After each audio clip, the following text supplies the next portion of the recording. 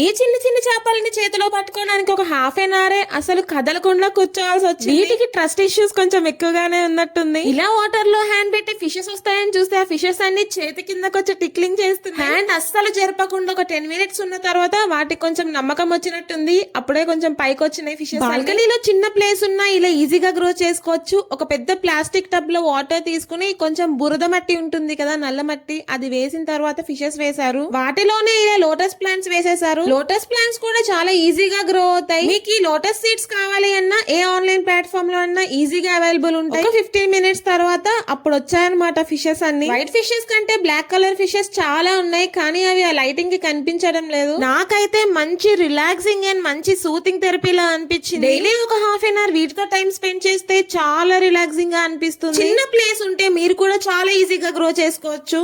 ఈ white colour fish సంతానమే అనమాట. కోసం చెప్తున్నా అని సిగ్గుపడి దాగుంటుంది చూడండి. That's it for video and follow for more.